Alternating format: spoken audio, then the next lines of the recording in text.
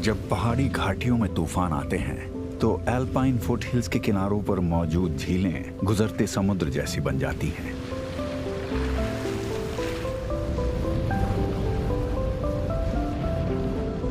नहाने वाली शांत जगहें उथल पुथल से भर जाती हैं।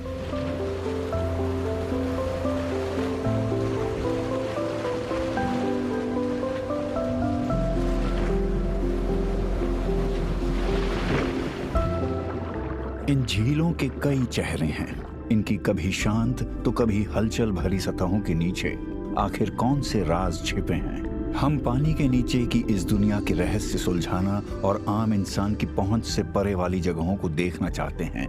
उन स्थानों का जायजा लेना चाहते हैं जहां तक आज तक शायद कोई नहीं गया।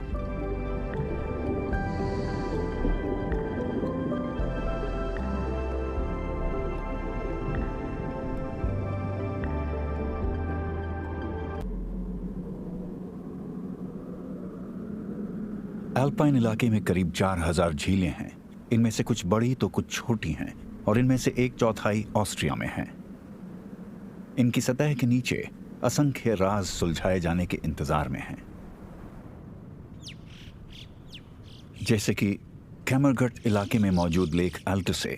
हाल तक ये माना जाता था कि ये एल्पाइन लेक उथली है, पर आइस एज के दौरान ताकतवर ग्लेशियर्स ने इस घाटी में से आगे बढ़ते हुए अपनी गहरी निशानियां छोड़ी और ये निशानियां हमारे अंदाजे से भी गहरी थीं।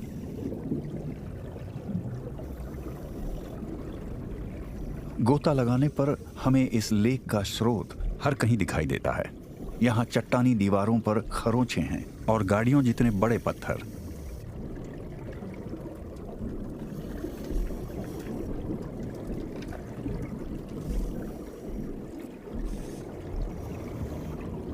यहाँ चट्टानों पर बर्बट और आर्कटिक चार जैसी मछलियां आराम करती हैं और बेहद ठंडे पानी में फलती फूलती हैं। आइस एज के दौरान ये स्पीशीज उत्तर से माइग्रेट करके यहाँ आई थी।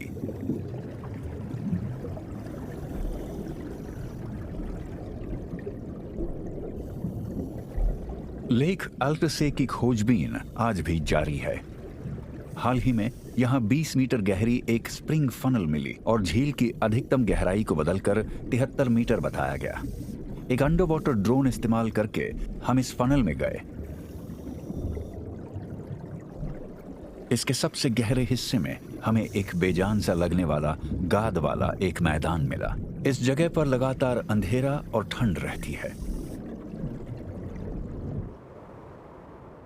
ऑस्ट्रियन एल्प्स में और भी कई गहरी झीलें हैं।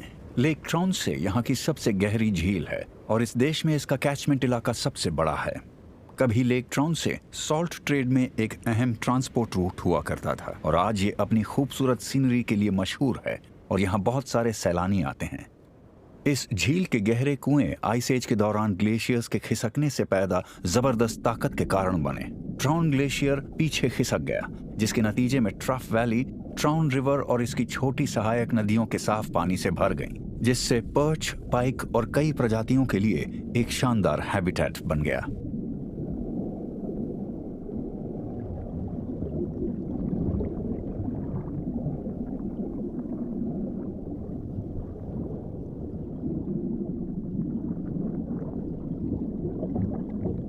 पर सूरज की रोशनी वाले जिन हिस्सों में मछलियां फलती फूलती हैं, उसके नीचे क्या है?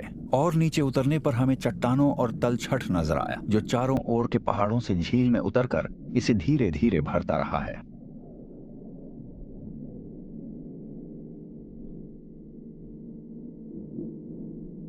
फिर हम अनजान गहराइयों तक पहुंच जाते हैं, ऐसी जगहों तक जिन्हें इंसान ने आज तक छुआ ही नहीं।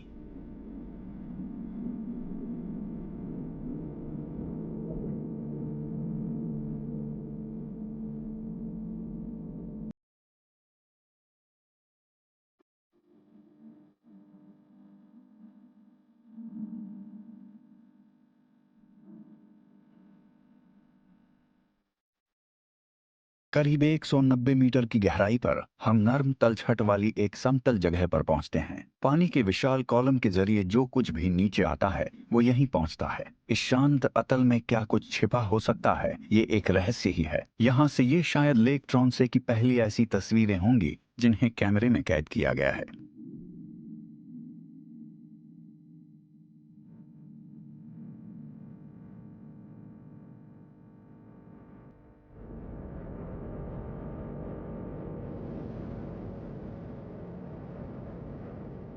अल्पाइन लेक्स की सतह पर जहां हवाएं इनके पानी को मथती रहती हैं और धूप ऑक्सीजन बनाने वाले प्लैंकटन को बनाती हैं, वहां गहराइयों से उलट जीवन की खूब भरमार है। नदियां हर झील में जान डाल देती हैं। लेक ट्रॉन्से में जहां ट्रॉन रिवर मिलता है, वो मछलियों के इकट्ठे होने वाली जगह है। बाबल की लंबाई 75 सेंटीमीटर तक हो जाती है। इसे पानी का बहाव पसंद है और ये छोटे जानवरों और मलबे में ऑर्गेनिक वेस्ट को ढूंढती रहती हैं।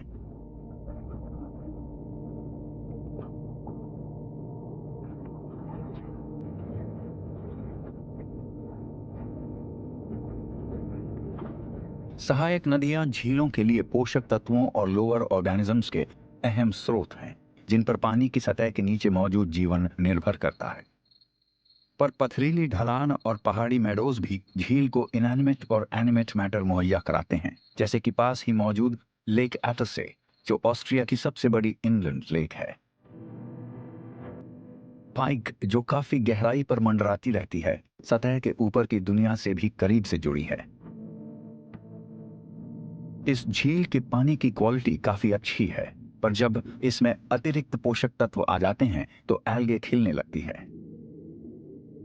एक घुसपैठिया लेक एटसे में आम नजर आने लगा है।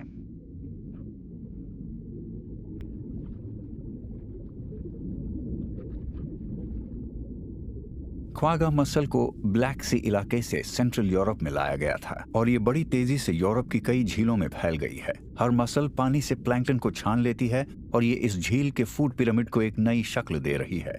लंबे वक्त में इकोसिस्टम पर इसका क्या असर होगा ये तो नहीं मालूम, पर मसल्स हर सतह पर नजर आते हैं, यहाँ तक कि उन व्हीकल्स में भी जो किसी हादसे में डूब गए या जानबूझकर डुबो दिए गए। डूबी हुई पुरानी हाउस बोट्स डाइवर्स के लिए एक आकर्षण हैं।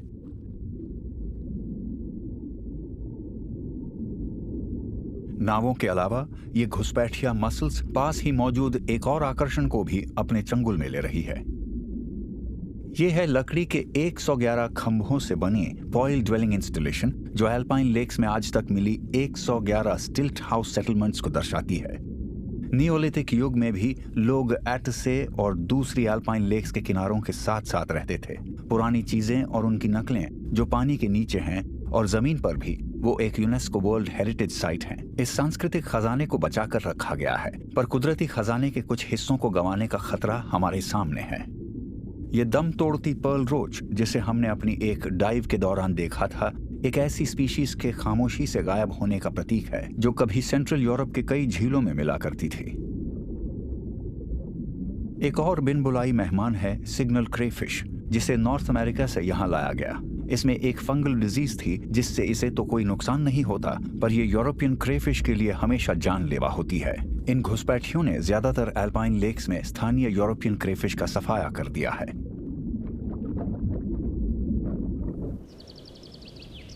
पास ही मौजूद जर्मनी में लेक वॉल्कन से एक जियोलॉजिकल फ्रैक्चर में मौजूद है जिसे कहते हैं बवेरियन फोल्ड, और ये बना था एल्प्स के उदय के दौरान।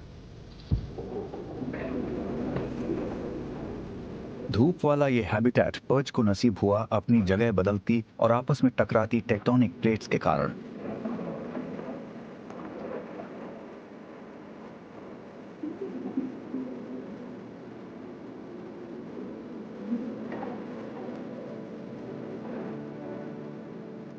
ये शिकारी जर्मनी की सबसे पुरानी और सबसे गहरी झीलों में से एक में रहता है।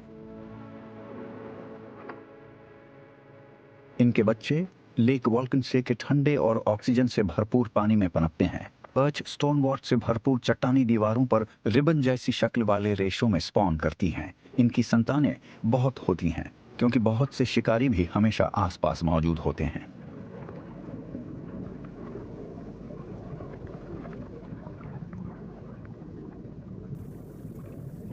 एक पाइक एक छोटी शिकारी मछली के शिकार के लिए तैयार है।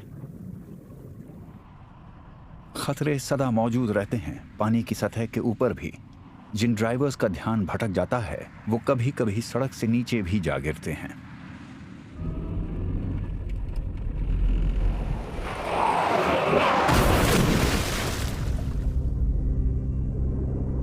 लेक वॉल्केनसे की तीखी दीवारों के पास ऐसी बहुत सी कार्स हैं जो गायब होने के बाद से बस अब नजर आई हैं।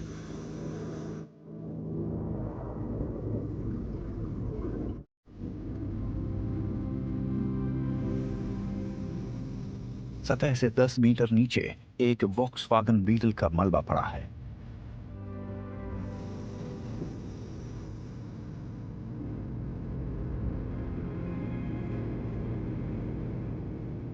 ये लंबे वक्त से झील के खजाने का हिस्सा बनी हुई है और यहाँ यंग पर्च और ट्रू मिनोज के झुंडों ने आशियाना बनाया हुआ है।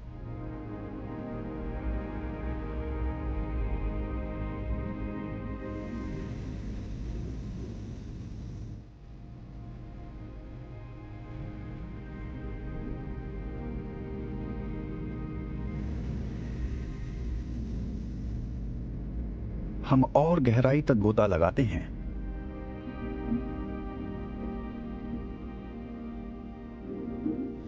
तो हमें 36 मीटर की गहराई पर 1940 के दशक की एक फोर्टाउनस G93A कार दिखती है।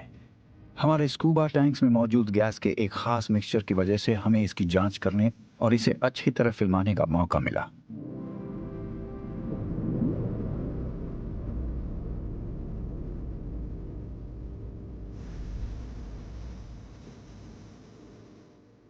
लेक वैल्कनसे की तली में और भी कई मलबे पड़े हुए हैं। इन तक शायद ही कोई डाइवर पहुंच पाते हो, जैसे कि ये फिएट टोपोलिनो जो 1950 के आसपास बनी थी और 92 मीटर की गहराई पर पड़ी हुई है।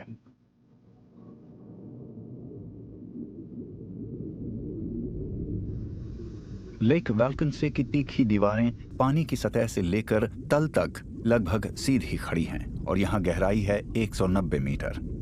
झील के तल में कार्स, प्लेन्स और बोट्स के अलावा एक छिपा खजाना भी मौजूद है।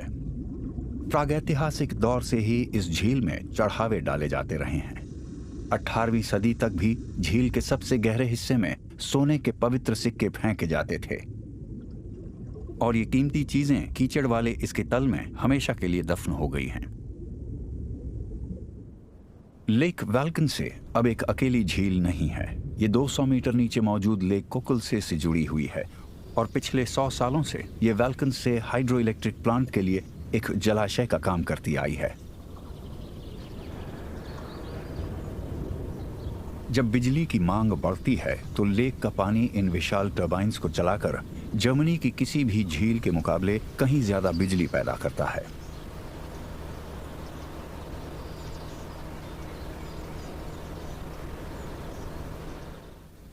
पास ही मौजूद एक और एल्पाइन लेक के नाम एक अनोखा रिकॉर्ड है। लेक फ्रिलिंसे सेंट्रल यूरोप की सबसे ठंडी झीलों में से एक है। ये ग्लेशियर लेक आइस एज के आखिरी बरसों के दौरान एक ग्लेशियर के पीछे हटने से बनी है।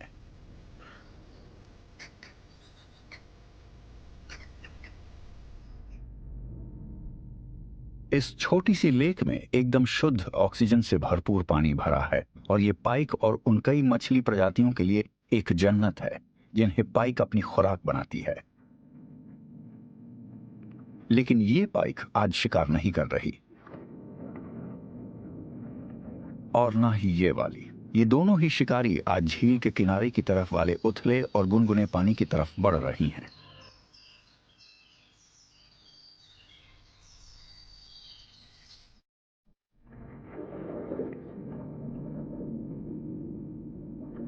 अब यहां बड़े साइज की मेल पाइक और उनसे भी बड़ी फीमेल्स इकट्ठी हो रही हैं।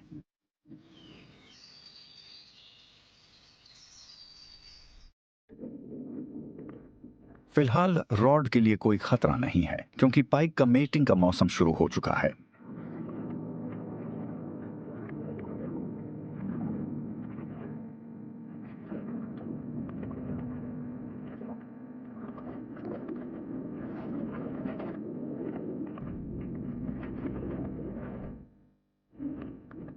आमतौर पर अकेली रहने वाली पाइक आज साथी ढूंढ रही हैं और मिलन के काम में व्यस्त है।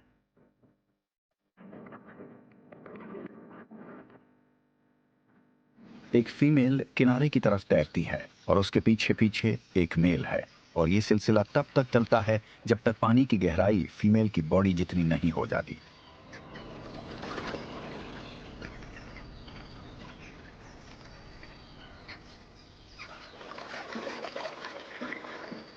पल्सेस की एक सीरीज में ये दोनों एग्स और स्पर्म छोड़ते हैं।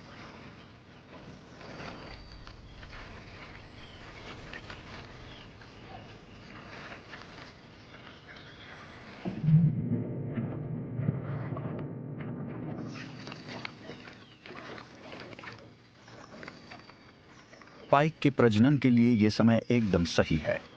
बर्फ के पिघलने के बाद अल्पाइन लेक्स पानी से लबालब भर जाती हैं। किनारों के आसपास मौजूद पानी में डूबे पौधे इनके बच्चों के लिए बेहतरीन नर्सरी साबित होते हैं। स्पॉनिंग के बाद अडल्ट पाइक खुली झील की तरफ लौट जाती हैं। ये साल के सबसे महत्वपूर्ण काम को अंजाम दे चुकी हैं। अप्रैल आते आते सूरज की गर्माहट इतनी हो जाती है कि झीलों को गर्म कर सके, खासकर उथले हिस्सों को। इससे कॉमन टोड्स झील की तरफ आने लगते हैं।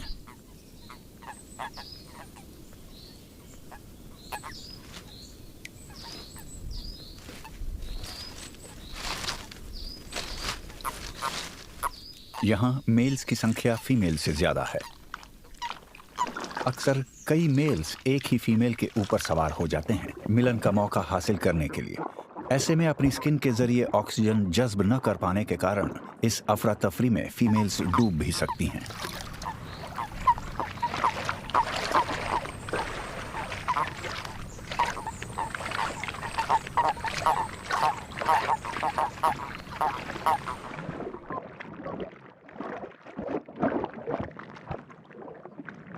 लेकिन टोड्स को एक दूसरे से कोई खतरा नहीं होता।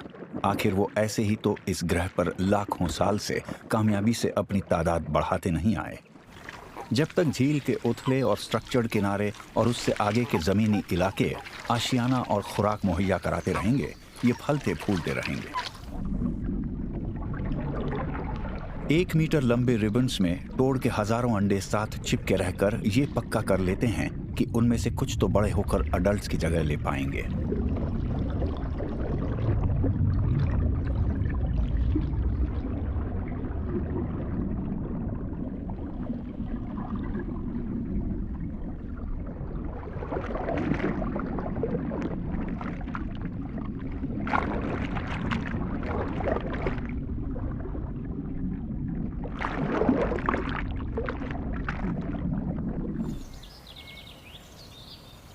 छायादार किनारे पर मौजूद जो जगह कभी निर्जीव ठंडा पानी लगती थी, अब जीवन से गुलजार है।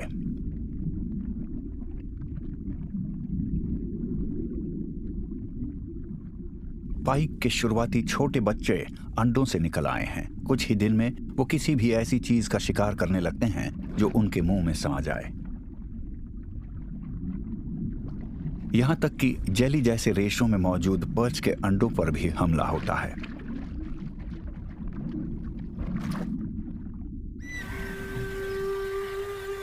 भरपूर खुराक हासिल होती है सतह के ऊपर से। फीमेल मच्छरों को भी उथला पानी अंडे देने के लिए एकदम सही जगह लगती है।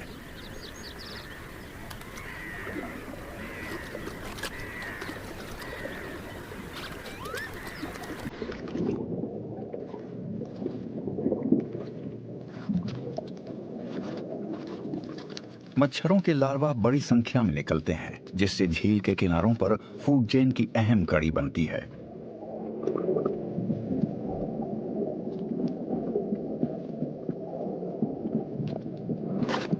मच्छरों के ना होने से कई जीव भूखे मर जाएंगे। इनमें लेक फ्रिलेंसे के ठंडे पानी में रहने वाली यंग पाइक भी शामिल है।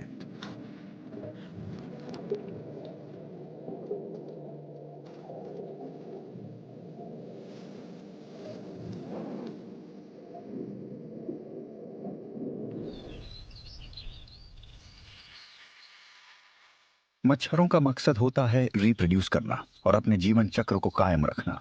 कुछ लार्वा शिकार होने से बच जाते हैं और फिर पुपाई बनकर वयस्क बन जाते हैं। खून की खुराक पर पलकर ये मच्छर नए अंडे देते हैं और अपने जीवन चक्र को पूरा कर लेते हैं।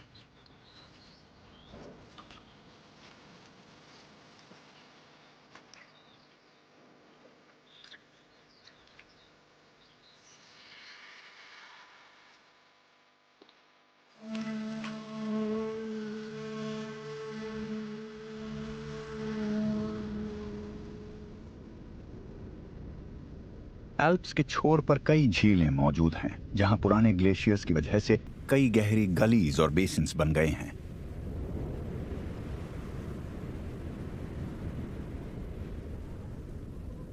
ये झीलें सीढ़ी नुमा ऊंचाइयों पर हैं और हर एक की ऊंचाई अलग अलग है।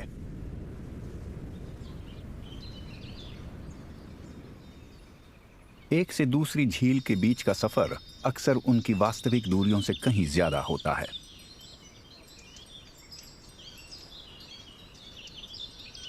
एक झील खासतौर पर रहस्यमय और बदनाम है, लेक एलिड्जे, जो जर्मनी में ऑस्ट्रिया की सीमा पर मौजूद है। इस कास्ट लेक को पानी मिलता है जमीन से और ये कुदरती प्रक्रियाओं के जरिए नर्म जिप्सम चट्टानों के तराशने से बनी है। पहली नजर में ये एक आम प्री एल्पाइन लेक लगती है। यहाँ रट के झुंड पानी में तैरते रहते हैं। ये मछलियां भी अपनी हिफाजत को ध्यान में रखते हुए झुंडों में तैरती हैं। पास ही टैडपोल्स पुरानी रीड्स और दूसरी सतहों से एल्गे को चरते रहते हैं।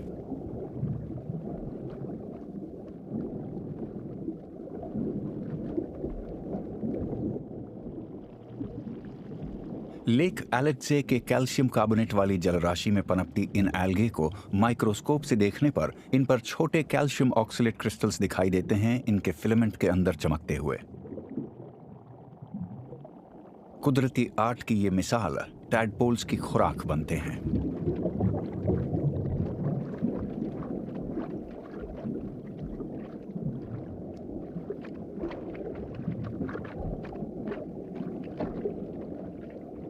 टोड के पहले लार्वा ने खुराक लेना बंद कर दिया है और ये झील से विदा लेने की तैयारी में है।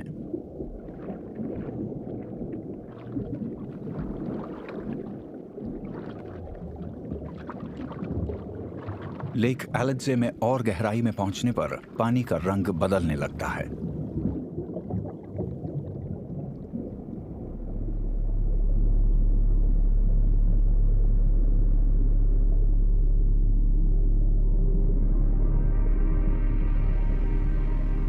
अचानक ही एक गुलाबी परत दिखती है जो भरी है पर्पल बैक्टीरिया से।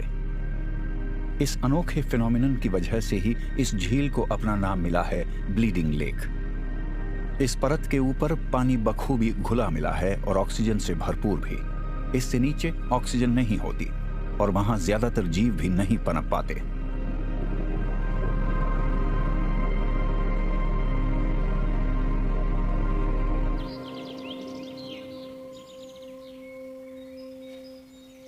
कभी कभार ये गुलाबी पानी सतह पर भी पहुंच जाता है और पास ही मौजूद जिप्सम क्वारी पॉन्ड में भी। ये एक पुरानी माइनिंग पिट है जो जमीन के नीचे लेक एलिड्जे से जुड़ी है। लगातार चलने वाली हवाओं के कारण सल्फर से भरपूर पानी की गहरी परतें सतह पर आ जाती हैं, जिससे पर्पल बैक्टीरिया खिलने लगते हैं।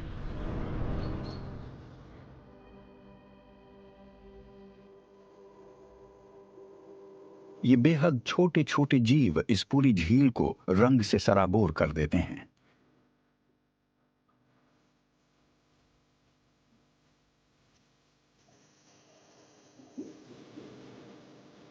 जब तक पानी में पर्याप्त ऑक्सीजन रहती है, यह अस्थायी रंग इसके निवासियों को कोई नुकसान नहीं पहुंचाता। कुछ ही दिनों में जब मौसम शांत होता है तो झील धीरे धीरे अपने पुराने रूप में लौटने लगती है।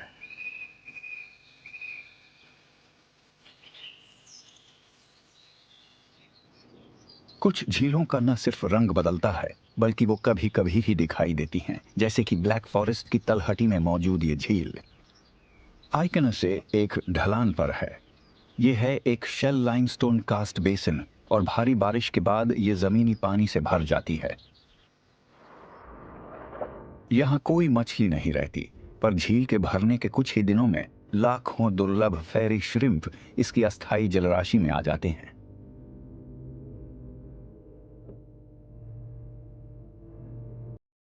मेल्स के हेड अपेंडेजेस पारदर्शी होते हैं।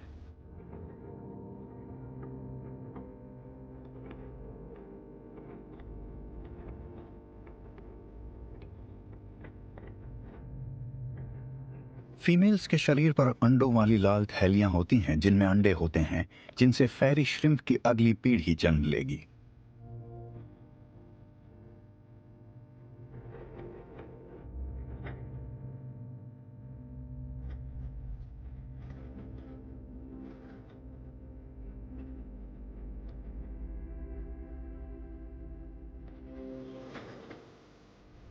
आइकनसे के भर जाने के कुछ हफ्ते बाद पानी का स्तर तेजी से गिरने लगता है। टैडपोल श्रिम्प्स के लिए हालात मुश्किल होने लगते हैं।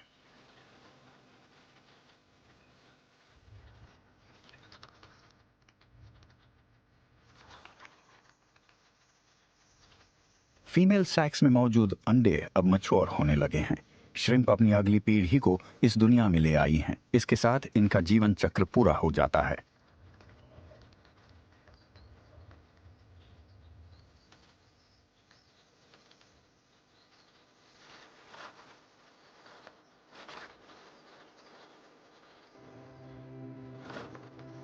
बचा खुचा पानी भी जब भाप बन जाता है या फिर जमीन में जज्ब हो जाता है, तब श्रिम्प्स सूख जाते हैं। रेस्टिंग एग्स कहलाने वाले इनके अंडे इसी हालत में कई साल तक जिंदा रह सकते हैं और जब भी बेसिन पानी से भरेगा, ये जन्म ले लेंगे।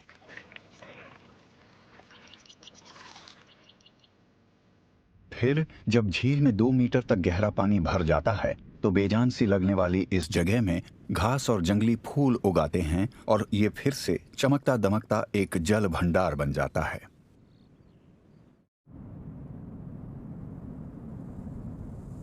जर्मनी के दक्षिण में मौजूद ज्यादातर झीलों का वजूद एल्प्स और आइस की बदौलत मुमकिन हुआ है। इनके बिना यहाँ स्थायी झीलें शायद मुमकिन ही नहीं हो पाती।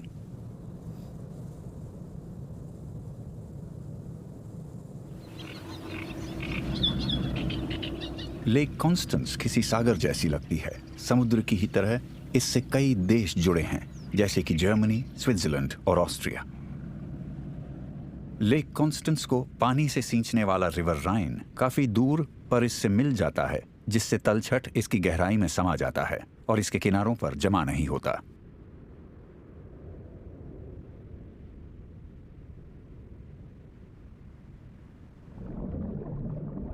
लेक कॉन्स्टेंस में मछलियों की 45 प्रजातियां बसती हैं और प्रजातियों का ये जमावड़ा बराबर बदलता रहता है। 3 स्पाइन्ड स्टिकलबैक्स के झुंड सब इसकी ढलान पर गश्त लगाती दिखती हैं, जो पहले यहां नहीं थी। शिकारियों को खुद से दूर रखने के लिए इन छोटी मछलियों के शरीर पर कांटेदार फिन्स और बोनी आर्मर होता है। ये मछलियां और लार्वा को खुराक बनाकर झील के कुदरती संतुलन को बिगाड़ती हैं। अपने छोटे साइज के बावजूद स्टिकलबैक्स खुले पानी में जाकर कारोबारी तौर पर कीमती मछलियों के बच्चों को खाती हैं। इनकी तेज नजरें बहुत छोटे जीवों को भी देख लेती हैं।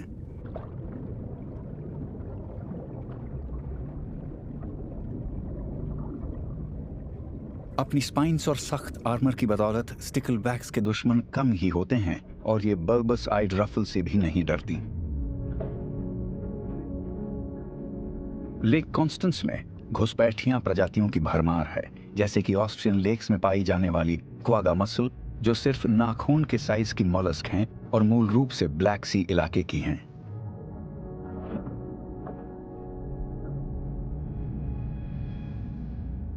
क्वागा मसल्स बाकी मसल्स की ही तरह पानी से अपनी खुराक को फिल्टर करती हैं, पर इनकी बड़ी बड़ी कॉलोनी झील के तल में बड़ी ही तेज रफ्तार पर बहुत छोटे जीवों को खाती जाती हैं।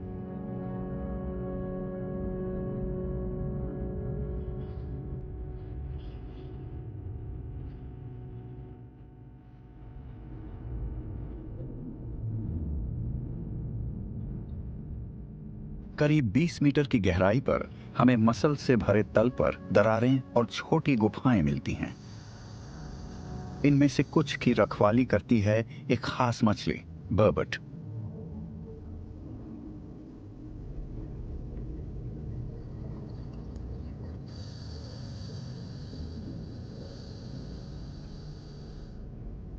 बर्बट कॉड फैमिली से ताल्लुक रखती हैं और ठंडे और साफ पानी में प्रजनन करती हैं। इनके पूर्वज आइस एज में समुद्र से नदियों और झीलों में आए थे। इनमें अपने कॉड रिश्तेदारों की ही तरह की पहचानें मौजूद हैं, जैसे कि मार्बल जैसे विस्कर।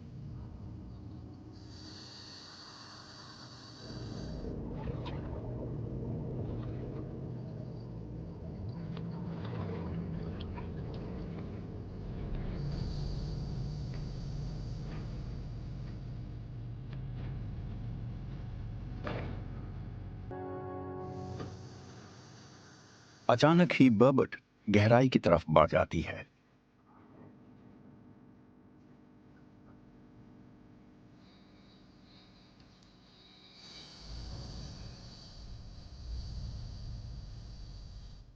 तलछट वाले बलुआ हिस्सों में और ज्यादा बर्बट्स इकट्ठा हो गई हैं।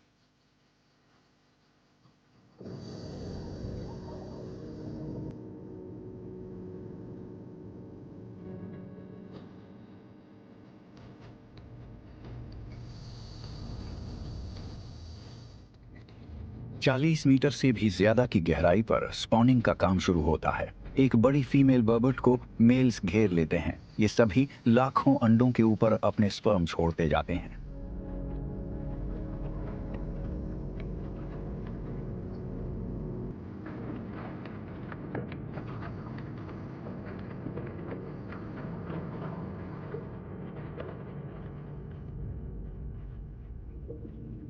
लेक कॉन्स्टेंस सेंट्रल यूरोप की सबसे बड़ी, सबसे गहरी और पानी से भरपूर झीलों में से एक है और इसमें कई सरप्राइज मौजूद हैं। इसकी गहराइयों में कई रेक्स पड़े हैं और इनमें ज्यादातर पिछली सदी की नावें हैं।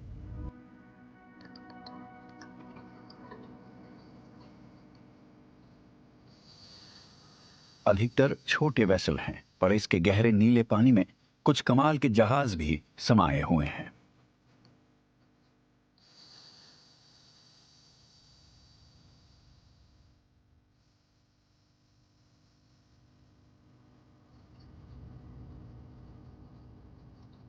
ऐसा ही एक जहाज है यूरा। ये पैडल स्टीमर 12 फरवरी 1864 को स्टैड ज्यूरिक नाम के एक पैसेंजर जहाज से टकराने के बाद डूबा था।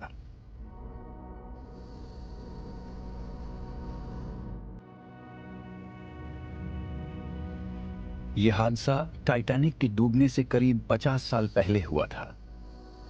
यूरा सतह से 38 मीटर नीचे है और अब यह आशियाना बन गया है लाखों क्वागा मसल्स का।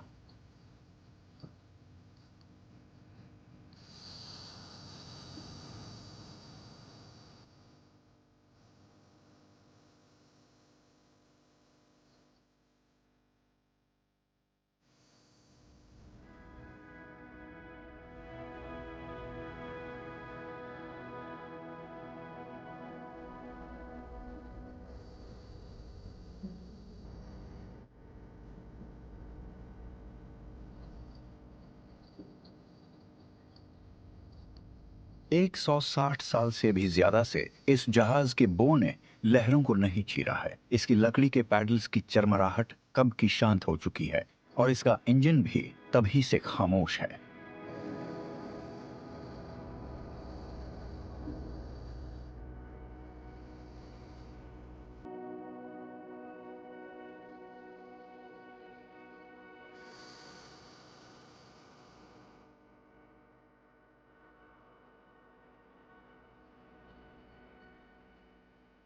यूरा के सही सलामत मलबे को देखकर हम इमोशनल हो जाते हैं। ये सोचकर मन भर आता है कि स्टैड ज्यूरिक के बो से इसके फोरडेक के टकराने से कई इंसानी जिंदगियां खत्म हो गई थीं।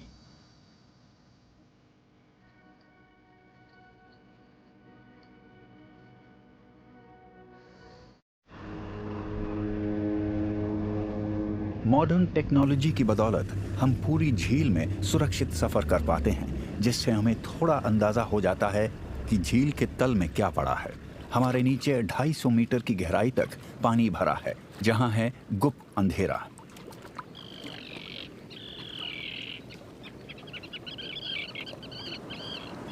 लेक कॉन्स्टेंस के इतिहास के साथ बेशक हादसे जुड़े हैं, पर ये आज भी वैसे ही इंसानों और जीव जंतुओं के लिए एक गुलजार हैबिटेट बनी हुई है, जैसे प्रागैतिहासिक दौर में थी।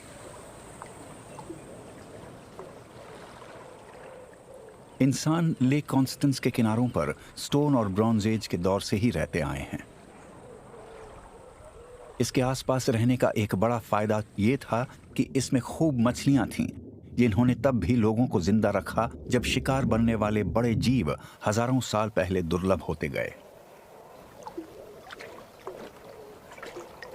मछली खाने वाली मेल और फीमेल गुसैंडा जैसी वाटरफाउल के लिए भी यहाँ अपना पेट भरने के अच्छे मौके हैं। ग्रेट क्रेस्टेड ग्रीब भी एक ऐसा पक्षी है जो पानी के नीचे शिकार करने में माहिर हो चुका है।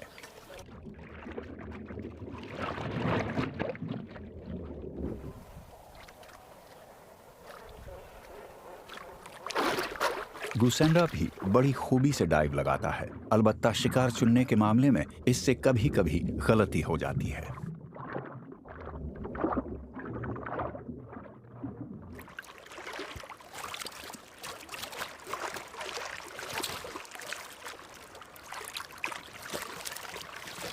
ये बड़ी टेंच को निगलने में इसे दिक्कत हो रही है, खासकर तनाव की हालत में।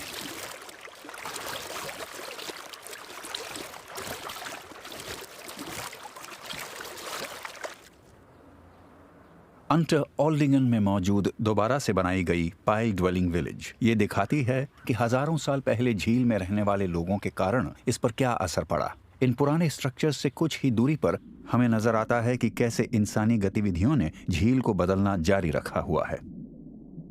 धूप वाले उथले हिस्सों में प्लैंकटन खूब पनपते हैं, जो इस झील की फूड चेन की नींव है। कार्प जैसी मछलियां भी जिंदा रहने के लिए प्लैंकटन पर ही निर्भर करती हैं।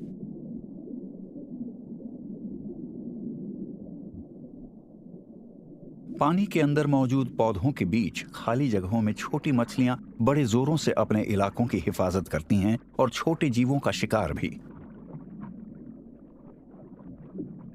ये 3-spined स्टिकलबैक है, जिसकी तादाद लेक कॉन्स्टेंस में इतनी बढ़ चुकी है कि दूसरी मछलियों के सामने विलोपन का खतरा पैदा हो गया है। इसके लिए जिम्मेदार है एक उन्नत ब्रीडिंग बायोलॉजी, जिसका मछलियों के साम्राज्य में कोई मुकाबला नहीं। चटक रंग वाले मेल स्टिकलबैक्स अपने उन बच्चों के लिए घोंसला बनाते हैं जो अभी पैदा ही नहीं हुए। वजन संभाल सकने वाली चीजें इकट्ठा करके ये उन्हें घोंसले में लगाता है। पास ही एक फीमेल इस मेल द्वारा तैयार की गई साफ जगह के पास इंतजार कर रही है। किसी तैरते बढ़ई की तरह ये मेल मटेरियल के टुकड़ों को अपने घोंसले में लाता है और इन्हें वाटर मॉस और स्टोन वॉट्स के साथ बुन देता है।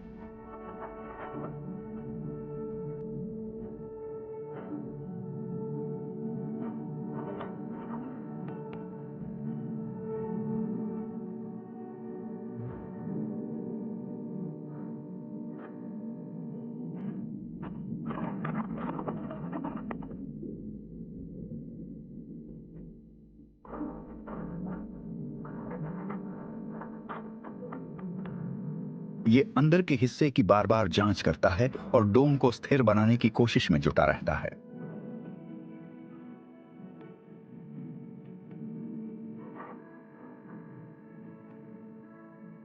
जब सब कुछ एकदम परफेक्ट हो जाता है तो ये एक फीमेल को अंदर आकर अंडे देने के लिए लुभाता है।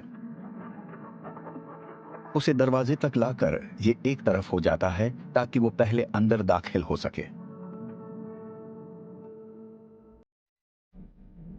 बड़े जोशीले अंदाज में ये तब तक इंतजार करता है जब तक फीमेल स्टिकलबैक कुछ दर्जन अंडे नहीं देती।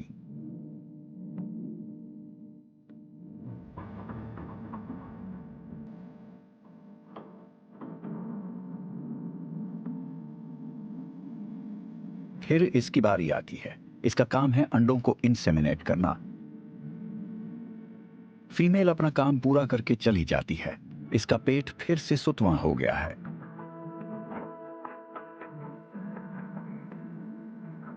पर मेल का काम तो अभी शुरू ही हुआ है। एक हफ्ते या इससे ज्यादा तक ये अंडों की रखवाली करते हुए उन तक ऑक्सीजन पहुंचाने के लिए जूझता रहता है।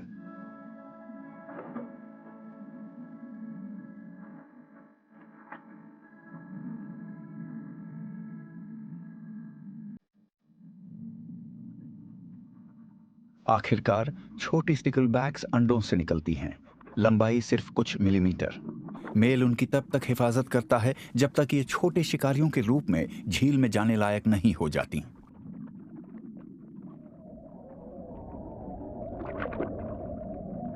हमने लेक कॉन्स्टेंस में कई हैरत अंगेज चीजें देखी, पर एक सवाल अब भी बाकी है। झील का सबसे गहरा हिस्सा कैसा दिखता है?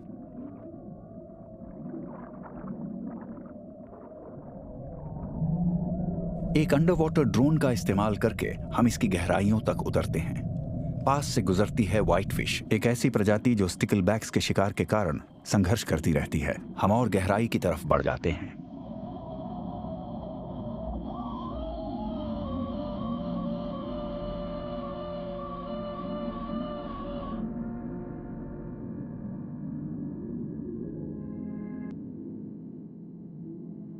हम और गहराई की तरफ उतर रहे हैं और एक तीखी दीवार पर सूरज की आखिरी और हल्की किरणें घटती जाती हैं।